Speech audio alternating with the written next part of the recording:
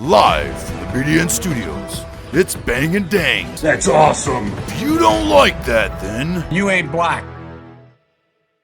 We're back in the saddle again. for the beginning of the end officially. We are one day away from the Appomattox Court House, and things are looking bleak. pretty much getting... This is the end. This is the end right here. Yeah, it's over.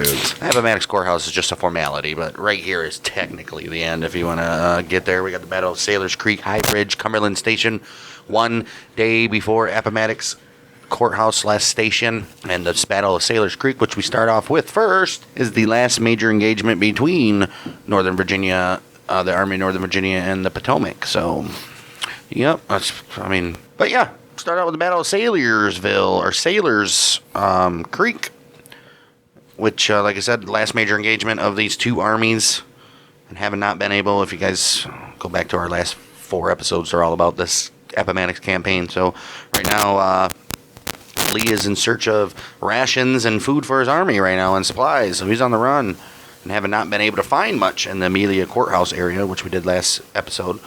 And with the Union Army closing in, Lee started his army marching down the route of Richmond and Danville Railroad towards Jetersville, Virginia, at 1 p.m. April 5th. Nearing Jetersburg, hearing skirmish fire in front, Lee discovered that his route to Danville along the railroad was blocked at Jetersville by the fast-moving Blue Coat Cavalry under Major General Philip Sheridan. He's like, Union infantry was reported by cavalry scouts to be nearby, but in fact, the 5th Corps had already reached Jetersville. Lee decided his men were to spread out, and it was too late in the day to attack the Union force at Jetersville. So the old Rebs would have to back up the Richmond and Danville Railroad to a road upon which to make another night march to Farmville. Oh, wow. Farmville. What a waste. Well, at Farmville, which is 23 miles west on the south side of the railroad, Confederate Commissary General Isaac St. John, he told General Lee that he would have 80,000 rations waiting. From Farmville, Lee might be able to reach to Richmond and Danville at Keysville, Virginia, if the Confederates could outpace the Union forces. Confederate march was held up before the troops could reach Amelia Springs because of a bridge that was out at Flat Creek, which needed to be repaired to allow the passage of wagons and artillery. Son of a bitch. Well, during the night, Union spies dressed in Confederate uniforms were captured, and they had a message that showed the disposition of the Union forces. Here we go. Lieutenant General Grant reached Major General Sheridan's headquarters at Jetersville about 10:30 p.m. Near midnight, Grant and Sheridan met with the sick Major General George Meade. This dude's so sick. He's commander of the Army of Potomac. Yeah, Potomac. Yeah. Grant said that he had no doubt Lee was moving right then, but he did not order Meade to change his plan. Sheridan also was convinced that Lee would not remain static at the Amelia Courthouse. Now, despite their skepticism about Lee staying at the Amelia Courthouse, Grant directed him to advance early in the morning on the Amelia Courthouse if Meade persisted in his view that this was an appropriate move. By this time, the 2nd Corps, 5th Corps, and 6th Corps of the Army of the Potomac, they were available at Jetersville to move against the Confederate Army. Soldiers of Meade's 3 Corps were given coffee at 4 a.m. and said, "You guys better be ready to move at daybreak." Nice. At least I got the coffee. Right. Well, in that very morning, Major General Andrew Humphreys, he discovered everyone's asleep at William Hayes' 2nd Division headquarters at 6 a.m. When their march was scheduled to begin. He replaced Hayes as division commander with Brigadier General Francis Barlow. He had just reported for duty. Oh, shit, look at that.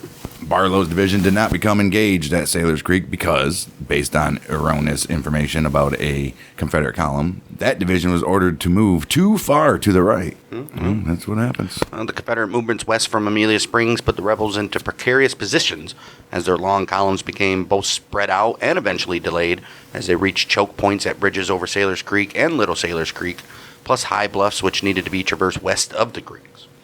Lee had his army in motion on the night of April 5th through 6th. Longstreet's combined 1st and 3rd Corps led the Confederate night march west, followed by 2 divisions commanded by Richard Anderson, Richard Ewell's Reserve Corps, which was Richmond garrison troops. They had the main wagon train and John Gordon's 2nd Corps. Longstreet's route of march took his men to Amelia Springs, then on the road to Dentonville on their way to Rice's Station on the South Side Railroad. Lee's Corps moved on a parallel roads from Amelia Courthouse, but after they reached Dentonville, all the men and all the wagons would have to use a single road to move directly to Rice's Station, increasing their vulnerability while on the march. The only other route was the Jamestown Road, which left Daytonville to the north and only reached Rice's Station over a roundabout loop. Too long. Pointless. Longstreet's Corps left Amelia Courthouse first and arrived at Rice's Station starting about sunrise. Later in the morning, General Lee joined him. They planned to wait at Rice's Station for the rest of the army to catch up and to guard the town's Southside Railroad station from attack by the Union 24th, which had already occupied Burkeville Junction. At daybreak, Fitzhugh Lee's cavalry left Amelia Springs and marched to Rice's Station, where they too joined with Longstreet's command. Look at that. Nice. Everything's working out so far. Well, Major General William Mahone's division of the former 3rd Corps, now combined with Longstreet's 1st Corps, reached Deatonville before dawn on the 6th of April. Mahone's men marched toward Rice's Station over the right-hand fork at Deatonville. They would move unhindered to Rice's Station, but the following infantry corps would not. Anderson's, Ewell's, Gordon's Corps followed in the line after Mahone's division. Rooney Lee's cavalry division stayed behind when Fitzhugh Lee left with the other cavalry so that Rooney Lee's division could help Gordon's Corps as a rear guard. Okay. The last of Gordon's soldiers had not reached Amelia Springs when the leading men of Longstreet's Corps reached Rice's Station. The wagon trains were on the right flank of the soldiers of Lee's army, heading for a crossing of Sailor's Creek at Perkinson's Mill, which was near the creek's confluence with the Appomattox River. Troops had then planned to cross the river about 2 miles higher up on the road to Rice's Station. Ewell's Corps did not leave Amelia Springs until 2 p.m. in order to guard the wagons, but moved ahead of them and close up with Anderson's Corps when they did move out. Okay. And close up, I guess, Right. with Anderson's Corps. On the route of the march about 1 mile past Deatonville, the road to Rice's Station declined into a marsh in the area of Sandy Creek. Holt's Corner, where some fighting took place, was 2 miles down the road. Another 1.25 miles farther, past the Hillsman House, was Sailor's Creek. On the opposite side of Sailor's Creek was a steep bluff. About half a mile past the bluff was another junction near James and Marshall's farm. Deep ravines were cut into the terrain by both branches of Sailor's Creek. Nice. General Humphreys described the country as broken, consistent of woods with dense undergrowth and swamps, alternated with open fields. Sheridan did not send the cavalry with Meade's infantry because of his conviction that Lee must have had been moving west to try to outrun the Union Army. Sheridan directed his cavalry to follow a road parallel and to the south of Lee's line to try to intercept the Confederates. Sheridan sent the cavalry west on the Deatonville-Rice's Station Road with Crook's division leading the advance, and Merritt's 2 divisions under Devin and Custer followed behind instead of sending them toward Amelia Courthouse with the infantry. All right, well, as this developed, the Battle of Sailor's Creek was actually 3 principal engagements, fought in close proximity mostly at about the same time. Major General Horatio Wright's 6th Corps battled Lieutenant General Richard Ewell's Corps at Hillsman House. Union cavalry led by Brigadier General Wesley Merritt fought Lieutenant General Richard Anderson's Corps at Marshall Crossroads. After a running battle over several miles, Major General Andrew Humphrey's 2nd Corps engaged in battle with Major General John B. Gordon's Corps. This happened at Lockett's Farm. All right, well, let's take a look at Humphreys versus Gordon at that Lockett's Farm right now. Well, on the rainy morning of the 6th, Humphreys' Corps initially moved toward the Confederate wagon train near Amelia Springs, which was on the road to Amelia Courthouse. At Amelia Springs, Brigadier General Gershom Mott, he was wounded while reconnoitering with the skirmish line and was replaced as division commander, yeah, we said this last episode, by Brigadier General Philippe Regis de Trobriand. Units of the 2nd Corps moving toward Amelia Courthouse in accordance with Meade's order, which was in the opposite direction of the Confederate march. They observed Lee's army moving west just before the rear guard passed out of sight. Perfect. At about this very same time, Union signal officers discovered wagon trains and infantry moving toward Deatonville, while Brigadier General Charles Griffin's 5th Corps at Hill's Shop also learned that Lee's force had left Amelia's Courthouse. As the westward movement of the Confederate Army became apparent, the 2nd Corps changed direction and gave pursuit. Griffin's 5th Corps was sent on a wide swing to the north of the old Confederate column through Paineville and was beyond the action on April 6th. Oh, that sucks for them. Miles's division of Humphreys' Corps, he brought some guns to the bank of the Flat Creek, which ran from northeast to southwest across the line of march, and opened fire on the Confederate infantry, which was the rear of Gordon's Corps, and they were marching away toward the west. A running battle began at about 9 a.m. between Miles's and de Trobriand's division of the 2nd Corps, and they faced the much smaller divisions of Brigadier General James Walker's and Major General Brian Grimes, with Rooney Lee's cavalry occasionally holding the line for the infantry. There you go. Gordon's running battle with Humphreys was stopped by the slow-moving wagon train in Deatonville, making it necessary for his corps to make a stand. Gotta stand down right here, boys. Crook, he had sent a cavalry brigade to help the 2nd Corps fight Gordon at Deatonville, but Gordon's infantry and Rooney Lee's cavalry drove them off. Regis de Trobriand's division, they met Confederate Brigadier General James Walker's division, and after a brief artillery duel, watched the survivors run up the hill and defend themselves from the crest. Okay. 7 Union regiments charged Walker's position in an effort to silence his artillery, taking many casualties. 17 Maine Infantry Regiment under Major Charlie Maddox, they led a charge against the 21st North Carolina Infantry Regiment, took their flag and about 300 prisoners.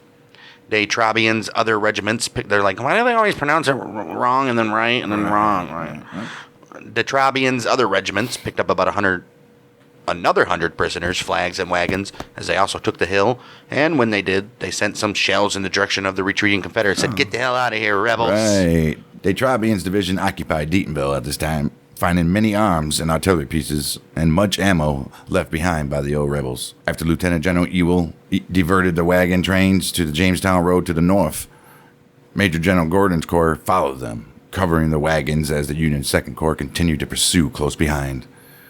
After some fighting at Holt's Corner junction of the two roads, Humphreys and Gordon's corps continued to fight over another 3 miles. The double bridges over Little Sailor's Creek and Big Sailor's Creek just before they merged were broken down, stranded hundreds of wagons and blocking Gordon's line of march. Second Corps came on quickly, and after some resistance, Gordon's corps fell back. Fighting then stopped at dark, and many of Gordon's men escaped, some reaching High Bridge with Gordon that night, which we'll be having. Gordon reported that his disorganized men marched the entire night and that many threw their guns away. So I'm tired of this shit. Right. Overall, the 2nd Corps captured 13 flags, 4 guns, 1,700 prisoners. Damn. Humphreys wrote that his corps suffered 311 killed and wounded, and that the Confederate losses probably exceeded his corps loss. I would assume so. Right. Makes sense. Okay, so that was that.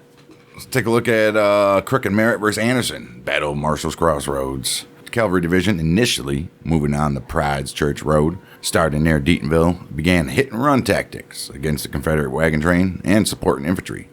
After Crook's detached brigade was driven away from the fight with Gordon's corps at Deatonville, it jumped ahead to Holt's Corner, where Crook's lead brigade attacked Lieutenant General Richard Anderson's men, who were scattered by the surprise attack. Like, oh, shit. Like cockroaches, right? The troopers attacked the wagon train and burned a couple of dozen of wagons, you cocksuckers. Anderson then reorganized and threw back the Union attackers. William Wallace's brigade and Bushrod Johnson's division, Anderson's corps, they also dispersed the attack of another Union cavalry brigade. Johnson's 4 remaining small brigades set up a line perpendicular to Pride's Church Road, and then Crook ordered the brigades of both J. Irving Gregg and Charles Smith back to the column, since Sheridan had ordered Crook to continue west towards Marshall's Crossroads with the rest of the cavalry. Ooh. So we got to do what the boss says. Damn right. At that time, a gap had opened in the line of the march because Crook's cavalry had attacked and delayed Anderson's corps as it was protecting the wagons at Holt's Corner.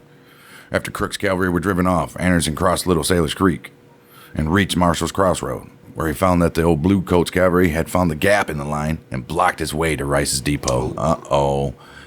From his position on the right flank, Custer's division crossed Little Sailor's Creek at Gill's Mill. All right, Gill. Then noticed the gap between Mahone and Anderson about a mile away at Marshall's Crossroad and blocked the road there while Crook's troopers were attacking the rear of Anderson's column. Yep, in this space were slow-moving artillery pieces. Yeah. Custer's men charged the artillery, capturing 10 pieces before being driven off by Anderson's infantry. Other Union cavalry came up to harass Anderson's line. Anderson's men counterattacked, but then held up. A Virginia soldier later said that a large number of Union troopers then moved ahead of them while they were digging in instead of moving on. Anderson then turned across Little Sailor's Creek when Gordon's corps came up to Holt's Corner. Johnson's and Pickett's division set up breastworks across the road, as Ewell's corps also crossed to set up a defensive line. Anderson's position was about a mile south of Ewell's position on a ridge across from Sailor's Creek. Okay, what are you guys doing here, man? Just moving chess pieces here and there? Pretty much. Union cavalry charged. There we go. The Union cavalry charged Anderson's infantry several times. Finally, Colonel Henry Capehart's brigade of Custer's division delivered a fierce blow to the old rebel line, followed by the attack of other brigades, including a charge by Brigadier General Henry Davies Jr., which was praised by General Crook and caused the entire line to collapse and the survivors to flee. Uh-oh. All right, well, we'll move on to Wright versus Ewell at the Battle of Hillsman's House. Fitzhugh's Lee cavalry had discovered the Union cavalry force blocking Anderson's corps and advised Lieutenant General Richard Ewell of the obstruction on the road ahead. Ewell directed that the trailing wagon train head north on the Jamestown Road at Holt's Corner and to avoid the Union force on the Deatonville-Rice's Station Road. Ewell's corps then closed about a mile gap with Anderson's corps and helped Anderson with the repulse of Crook's second attack on Anderson. Right. After Anderson crossed Little Sailor's Creek, and passed over the crest of the hill, Ewell moved his force to high ground on the other side of the creek, leaving men from Colonel William Fitzgerald's brigade and the 24th Virginia Cavalry Regiment as a rear guard at the Hillsman Farm. Ewell, Anderson met to confer about whether to attack the cavalry force in their front or head through the woods towards Farmville. Might as well just keep on retreating, bud.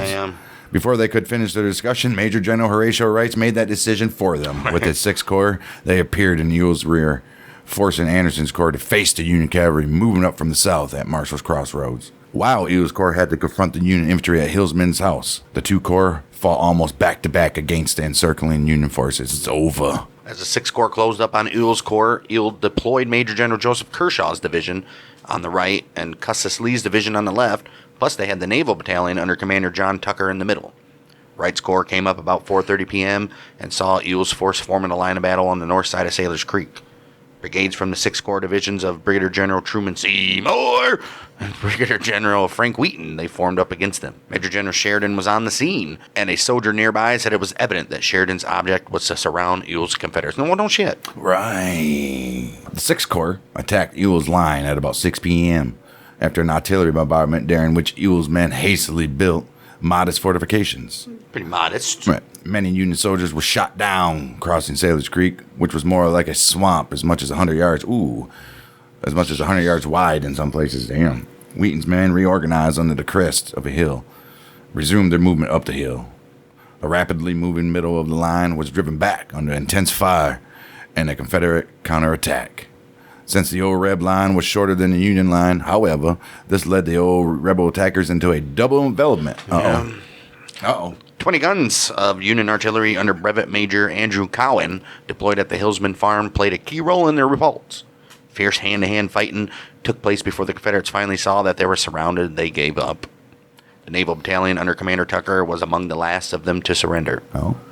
Prematurely, Lieutenant Colonel J. Warren Kiefer, he rode forward to accept the Naval Battalion's surrender, only to have several sailors aim their muskets at him. Only through the intervention of Commander Tucker was Colonel Kiefer spared and able to accept the actual surrender a short time later. Okay. General Humphreys then wrote that Ewell's entire command was killed, wounded, or captured, except for about 250 of Kershaw's division who escaped. Here we go, baby. General Humphreys reported 311 casualties in his corps, 442 in Wright's corps, but he had no way to state the number of casualties suffered by the Union cavalry. Humphreys stated that the total Confederate loss in killed, wounded, and captured was not less than 8,000. Oh, shit. He noted despite the efforts of Anderson, Ewell, and Gordon, the greater part of the wagon trains was destroyed. Humphreys later wrote this: Ewell's whole force was lost, together with nearly half of Anderson's and a large part of Gordon's, all in a useless effort to save the trains. Useless, should have just let the trains go, guys. Yeah. Well, at Sailor's Creek, about 1/5 of the remaining retreating Confederate army was taken prisoner or became casualties. Many Confederate officers were captured, including Generals Ewell, Kershaw, Custis Lee, Seth Barton, James Sim, Meriwether Lewis Clark Sr., Dudley Dubois, Appomattox, and Montgomery Corse. Colonel Stapleton Crutchfield was not so lucky, as he was killed, leading a detachment of artillery personnel who had participated in the defenses of Richmond. Damn, dude, that's everybody right there. Wow. Give up. Ewell's gone. Look at that. And fucking Kershaw. Wow. Yeah, son of a bitch. General Humphreys also stated that the disorder of the Confederate after their defeats at Five Forks Sutherland Station and the breakthrough has doubtless scattered them to such an extent that many, being without rations, did not rejoin their commands. Right, they're like, fuck this, dude, I'm hungry as shit. He went I got no shoes. Right, nothing. Probably hadn't shoes in years. Right. He went on to say this in the movement to Amelia Courthouse, and from that point to Sailor's Creek, Farmville, Appomattox Court House, having but scanty supplies and being exhausted by want of sleep and food, and overcome with fatigue, many men fell out or wandered in the search of food. Yeah, dude. They're gone. I think they even know this is over. Of course they do. This is over. Well, when a large part of the Confederate Army did not report to Rice's Station, and Lee began to get reports of the defeat unfolding at Sailor's Creek, he returned to a bluff above the battlefield with Mahone's division. Upon seeing the survivors streaming along the road, Lee exclaimed in front of Major General William Mahone, "My God, has the army dissolved?" To which General Mahone replied, "No, General. Here are troops ready to do their duty." Touched by the faithful duty of his men, Lee told Mahone, "Yes, there are still some true men left. Will you please keep those people back? No. Mahone's division remained on the opposite bank, covering the escape of the fugitives, but was not engaged in more combat. Okay. Spare their lives. He's like, take care of them. Let them come back. Right. We got no food to offer them, but Captain Tom Custer, brother of Brigadier... This guy. Yeah, brother of Brigadier General George Armstrong Custer, received a second Medal of Honor in 4 days for his actions in this battle. This followed his first medal for actions at the Battle of Appomattox Church. That was on the 3rd of April, our last episode.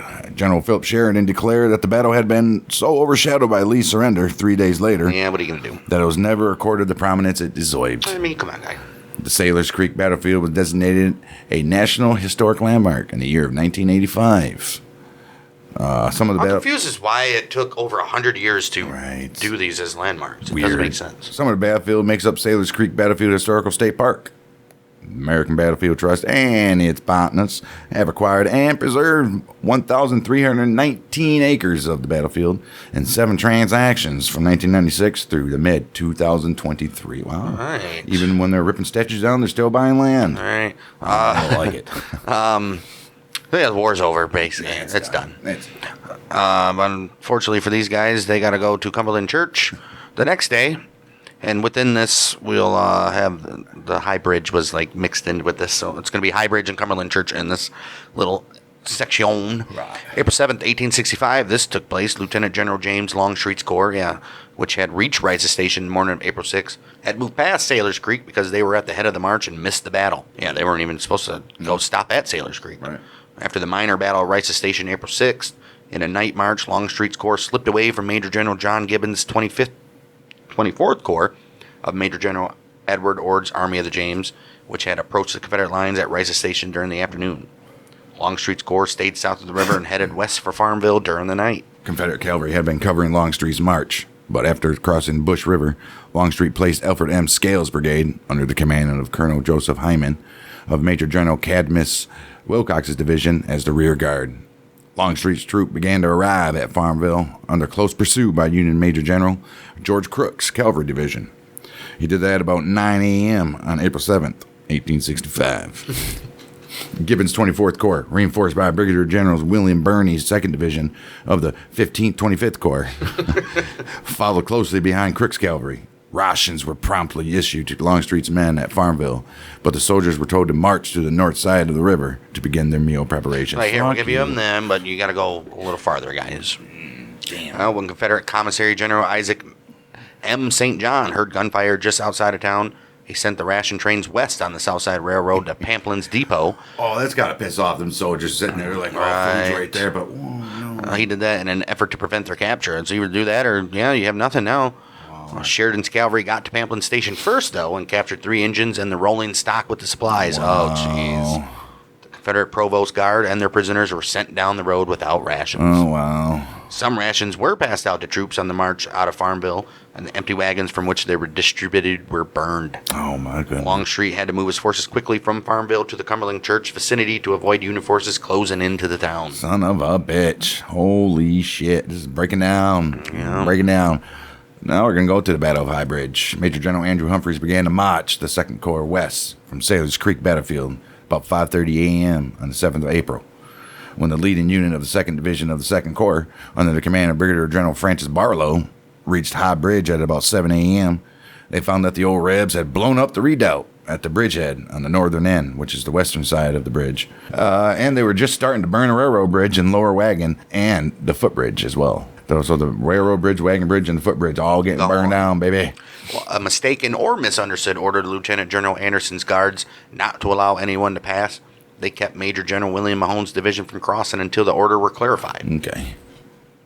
Then, more time was spent getting the required order to destroy the bridges to Confederate engineers commanded by Colonel Thomas Talcott. Just destroy the motherfuckers. This permitted the lead units of the 2nd Corps to reach the bridge just as the Confederates were attempting to destroy it. Another terrible... Why do you have to have permission? You know that they're going to come, just fucking destroy the thing. Right now, you guys are running this to save your lives. Right. Not There's even... no more command. Not even the Confederate. You're not even saving the Confederate States, because that's over with at this point in time. Right, you're attempting to not get killed for some fucking dumb shit. Right. Holy shit. The ensuing fight to save or destroy the bridges was the Second Battle of High Bridge. Following the battle of the previous day, when a Union raiding force tried to destroy the bridge to keep the Confederates on the south side of the Appomattox River, and the Confederates successfully fought to save it, killing or capturing Union force. Right. And now they want to get onto the other side and then burn the bridge. Morning of 7th of April, Union troops led by the 19th Maine Volunteer Infantry Regiment under Colonel Isaac Starbird were able to prevent the total destruction of the railroad bridge, though it had been made unusable, so it's destructed. Well, they were able to preserve the wagon bridge for passage of the Second Corps in their pursuit of Gordon, Anderson, and Mahone, though. Okay. Colonel William Olmsted's 1st Brigade of Barlow's Division and Brigadier General Thomas Alfred Smith's 3rd Brigade, they were joined by Brigadier General Nelson Miles's division, and they drove off a counterattack by Mahone's troops, who were trying to complete the bridge's destruction. Mahone's division was in a defensive line with 2 redoubts on high ground, one on the north bank of the river. They were both on the north bank of the river when the Second Corps began to arrive at the bridges, but they moved to the northwest when they could not destroy the bridges and prevent Humphrey's Corps from crossing. Okay. Gordon's Corps moved upriver along the railroad bed towards Farmville. Humphreys, with Miles's and Brigadier General de Trabian's divisions, they followed Mahone while Barlow's division followed Gordon. Perfectamundo. Gordon's Corps and Barlow's division skirmished from High Bridge to the northern outskirts of Farmville. An advanced Union party of 103 men from the 7th Michigan, look at that, and the 59th New York, look at that, were taken prisoner by the 9th North Carolina Battalion of Sharpshooters of Brigadier General John A. Walker's division. Barlow's division caught up with part of Gordon's division and cut off and burned 135 wagons along the road. During this attack, Brigadier General Smith was mortally wounded by a sniper shot as he rode with his wife. What? Yep. As he rode with Where the his... fuck do you even get wife? I don't even know. As he rode with his skirmish line within 50 yards of Gordon's rear guard near Farmville. Jeez. Wow, we just learned how to say the guy's name. All right, I know. It's gone. Colonel Daniel Woodall of the 1st Delaware Infantry Regiment assumed command of that 3rd Brigade. Smith's men were stunned by his fall and refused to move for several minutes as Gordon's men began to withdraw. Wow. Colonel William Olmsted's brigade moved to support Smith's brigade, but about 100 of his men were captured as Confederate rearguards rushed Smith's hesitating troops. What are you going to do? Barlow's men seized the pursuit altogether as they reached the vicinity of the edge of Farmville north of the river. These guys were like, not Smith. What the hell's going on? While the 6th Corps pursued Mahone's division and Gordon's Corps north of the Appomattox River. Orden Gibbons with his 24th Corps and a brigade of cavalry from the Crook's division, they engaged with Longstreet's rear guard, Scales Brigade, and the cavalry at Briary Creek, just short of Bush River. During this encounter, the other men of Cadmus Wilcox's division received rations. Oh, look at that. At Farmville and moved to the north side of the river. The 1st Maine Cavalry, armed with 16-shot Henry repeating rifles, led the attack on the old Rebs rear guard, and the Union forces drove them toward Farmville. Wilcox led his division back across the river to protect the rear guard and the trains with rations just before they moved out toward Pamplin Station. Wilcox then took his men back to the north side of the river cross, and Alexander's men started to burn the bridge. Since the Confederates burned the bridge before all their troops were across, Major General Thomas Rosser's and Colonel Thomas Munford's cavalry divisions, and Brigadier General John Bratton's infantry brigade had to cross the river further upstream under fire from Crook's lead units. Why would you? I guess you just leave your guys. Right. Crook's cavalry came into town and captured stragglers, while the 24th Corps was only 88 yards away when the bridge was burned. Okay. By this very time, the main body of Crook's cavalry reached Farmville. Most of the Confederates had crossed the north side of the Appomattox River, and they burned the bridges leading from the main part of town to the north side of the river. The cavalry ford that Crook's men soon discovered was very too deep for the infantry to cross. All right, by 1:30 p.m., Union troops of the Army of the James and Major General Horatio Wright's 6th Corps of the Army of the Potomac, they occupied Farmville while Crook's cavalry found a spot just northwest of the town to ford the Appomattox. Soon thereafter, Ulysses S. Grant and his staff arrived in Farmville, making the Randolph House, which is the Prince Edward Hotel, he made that his headquarters. When all the Confederates crossed the river from Farmville, they formed a line of battle on the Cumberland Heights overlooking the town. Look at that shit. So we're going to blast at each other over the river? Okay. Artillery was set up to fire on the Union troops as they moved into Farmville. After a short period of time, the old Rebs withdrew 3 miles to the north to join Mahone's division around Cumberland Church. At this very location, 1st Corps Artillery Chief Edward Porter Alexander told General Lee that the route of march to Appomattox Station was 8 miles shorter on the south side of the river, and they should have stayed there. Well, too late. About this very time, Lee also learned that Union troops had followed the Confederates across the High Bridge, and he could not break away from them on the north side. Oh no, it's just closing in on you, Lee. Having burned the bridges at Farmville, Lee's troops could not cross back to the south side of the river. Oh Too my late. goodness. At Cumberland Church, about 5 miles northwest of High Bridge, 3 miles north of Farmville, Mahone's Confederates arrived first and controlled the high ground around the church. They entrenched on top of a long slope of open ground, covering the stage and plank roads to Lynchburg. Lieutenant General Anderson, with little more than a few stragglers and a battalion of artillery, headed west when Mahone told him that Humphreys was approaching on the same side of the river with them. Said, "You got to get out of here, guy. You got nobody left." Man, Union 2nd Corps Commander Major General Humphreys, with Brigadier Generals Miles and de Trabian's division, they arrived near the Lynchburg Stage Road at Cumberland Church about 1 p.m. and became engaged not just with Mahone's division, but with the entire remaining Confederate Army of Northern Virginia. As the Union force approached, Lieutenant Colonel William T. Polk's 16-gun artillery battalion opened fire on them. Said, "Here you go, motherfuckers." Well, soldiers from Miles's division temporarily captured the guns of Captain Arthur Williams's North Carolina battery, but troops of Major General Brian Grimes's division recaptured him. Despite evident confusion and disorganization, especially among the survivors of commands hard hit at Sailor's Creek, and Gordon's men who had not arrived at Farmville to get rations from the trains that had been there, the Confederates began to prepare defenses at Cumberland Church. Jeez, just give it up, man. As Humphrey's men approached, Gordon's men caught up with Mahone's, and the entire effective army of Northern Virginia was near Cumberland Church. Jeez. With artillery, about 12,000 effective Confederate men held the position at Cumberland Church. They immediately began to prepare a line. There's only 12,000 dudes sad. left in their army. Wow. Wow. They began to prepare a thin line of breastworks in the fishhook formation when they reached the hill. Mahone's division held the right, with Pogue's battery on its right. Gordon's corps got in line to the right of Pogue, and Longstreet's corps moved in position next to Gordon. Oh, shit. Some of Major General Fitzhugh's Lee cavalry moved to protect Mahone's left flank. Other Confederate cavalrymen were in the rear, supported by Major General Henry Heath's division. Humphreys had about the same number of men, 12,000, but he did not have the high ground, fortifications, or interior lines of communication that the Confederate defenders had. A heavy Union skirmish line moved forward, but Miles and de Trobriand, they found that they were unable to make a successful flank attack against Mahone, who was along the Jamestown Road. Uh-oh, look at that. When Humphreys realized that the old Rebs held a strong position in force, he recalled Barlow's division, which had been marching along the South Side Railroad, following Gordon's corps toward Farmville, and to guard it against a Confederate move toward Danville to rejoin the other 2nd Corps Division. He's like, "Come on, boys, we need you." At that very time, Humphreys sent a message to Major General George Meade.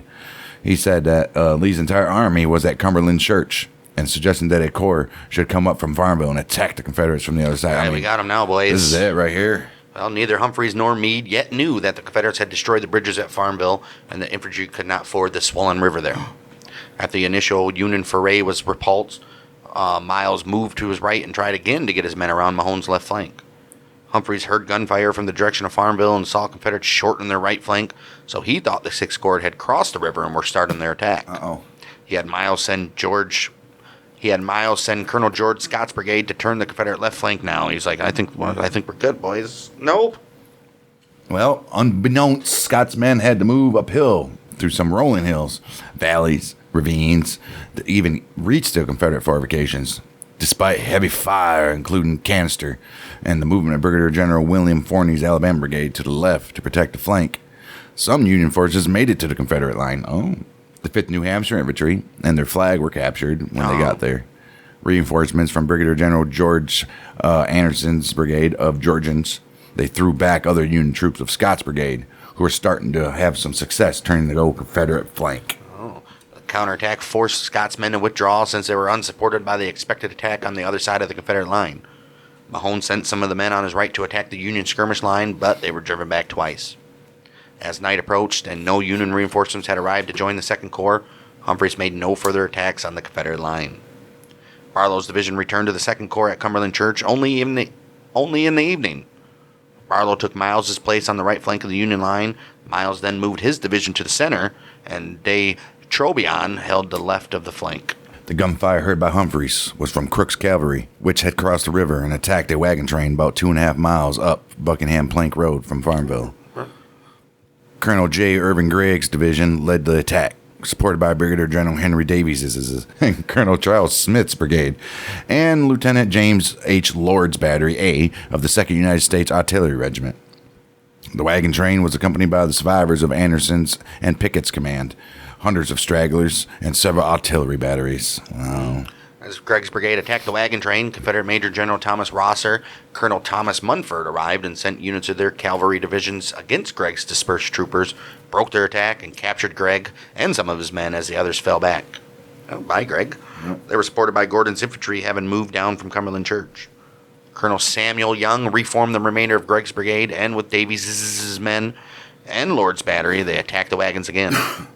By this time, the wagon train also had infantry and artillery support, though. Fantastic. Another Union attack was repulsed, but Confederate Brigadier General William Caxton Lewis was severely wounded and captured. After Confederate troops prevented General Robert E. Lee from personally leading the counterattack by pledging to repulse the Union cavalrymen, they forced Crook's troopers to retreat across the Appomattox River to Farmville. Dude, Lee was just about to give himself up and just, like, kill me, motherfucker. Right. About this very time, Sheridan had recalled Crook to Farmville and directed him to move his division to Prospect Station, which was 10 miles, or maybe 12, west of the Farmville, where his division arrived about midnight. Well, in the battle up to and at Cumberland Church, the 2nd Corps sustained casualties of 40 killed, 210 wounded, 321 missing, for a total of 571.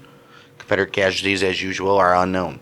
In the cavalry fight, Crook's cavalry sustained casualties of 11 killed, 33 wounded, and 30 missing, which included General Gregg taken as prisoner, which totaled 74 altogether. Confederate casualties in what is sometimes separately called our Battle of Farmville, again, are unknown. Confederate casualties have been estimated about half of the Union casualties. Right. Well, after that... Yeah, Grant's like, dude, let's write this fucker a letter. Let's see what happens. Grant's like, yeah, this is pointless. So he wrote General Lee from Farmville at about 5 p.m. on the 7th of April. And he said this: General, the results of last week must convince you of the hopelessness of further resistance on the part of the Army of Northern Virginia in this struggle. I feel that it is so, and in regard it as my duty to shift from myself the responsibility of any further effusion of blood by asking of you the surrender of that portion of the CS Army known as the Army of Northern Virginia. That's good for you, bud. Grant's adjutant general, Brigadier General Seth Williams, brought Grant's first message to Lee for delivery through the lines by General Humphrey's staff at about 8:30 p.m. Lee then showed the message to Longstreet, who said, "Not yet." Lee's reply to Grant stated that he disagreed with Grant about the hopelessness of the situation, but he also was hoping to avoid the useless effusion of blood. Right. And then he asked Grant for the terms he would offer on the condition of his army surrender. Lee's answer came through the lines about an hour after it had been delivered, and Williams returned it to Farmville by a circuitous route over High Bridge. So he's like, if I were to surrender, what is... Say if I did. What is your terms? Can I go home? What is your terms? Can I go home? Can I keep my side... can I keep my side piece and my sword? Right. The 6th Corps marched through Farmville on the night of the 7th of April. They lit bonfires and they cheered loudly. They know that the war's over. Yeah, they cheered for General Grant as they passed his headquarters hotel. The Corps then crossed the Appomattox River on a newly built footbridge, but waited for a pontoon bridge borrowed from the 24th Corps for the artillery and wagons to cross, after which they camped on the northern bank. 24th Corps stayed south of the river and camped just west of Farmville. 2nd and 3rd Brigades of the 25th Corps were added to Gibbon's 24th Corps, as General Birney had been reassigned to the Petersburg area in command of the newly formed division of Fort Powhatan, City Point, and Wilson's Wharf. The 1st Brigade from Birney's division did not even catch up to the rest of the Army of James until the 10th of April, well after the surrender of General Lee. Brigadier General Ronald Mackenzie's Small Cavalry Division rode from Burkeville to Prince Edward Court House, which is now Worsham, Virginia, to cut off the road to Farmville and the Richmond and Danville Railroad at Keysville, Virginia. They skirmished with some outpost troops and took 38 prisoners. Okay. By 3 p.m., units of Brigadier General Custer's and Brigadier General Thomas Devens' division, they began to arrive at Prince Edward Courthouse from Sailor's Creek Battlefield. After dinner, Philip Sheridan ordered them to move west, and they eventually camped 7 miles from Farmville and 7 miles from Prospect Station.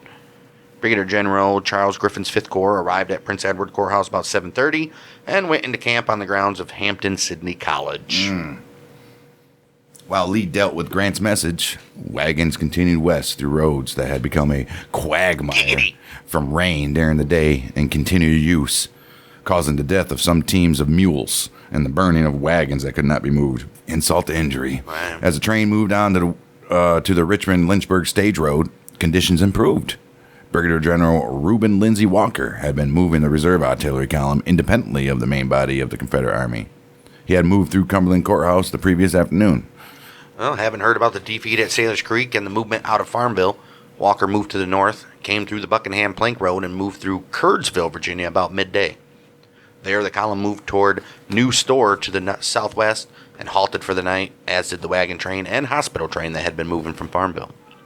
Lee knew his army again had to make a night march from Cumberland Church to get ahead of the Union forces, obtain rations at Appomattox Station, and possibly still escape to Danville via the Campbell Courthouse, which is now Rustburg, Virginia, and then through to Pittsylvania County, Virginia.